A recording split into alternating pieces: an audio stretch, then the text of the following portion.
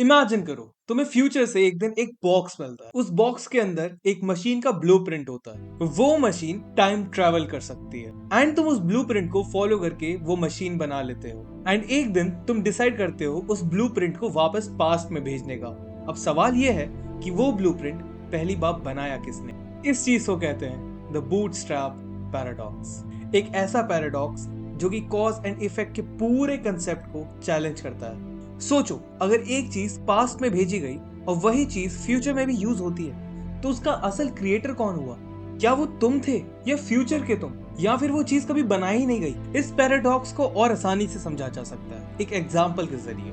मान लो तुम एक साइंटिस्ट हो एंड तुम्हें एक डायरी मिलती है। उस डायरी के अंदर एक थ्योरी और एक नया कंसेप्ट लिखा होता है। तुम उस थ्योरी एंड कंसेप्ट को पूरी दुनिया के सामने प्रेजेंट करते हो एंड तुम एक महान साइंटिस्ट बन जाते हो। सालों बाद तुम डिसाइड करते हो कि वो डायरी अपने यंगर सेल्फ को भेज दोगे और वही यंगर सेल्फ तुम हो जिसे वो डायरी मिली थी।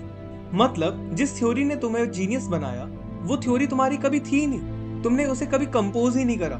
बूटस्ट्रैप पैराडॉक्स हमें ये सोचने पे मजबूर करता है कि क्या टाइम के अंदर कुछ चीजें एक्चुअली ओरिजिनलेस हो सकती हैं? क्या कॉज और इफेक्ट के बीच की रेखा सिर्फ एक इल्यूजन है?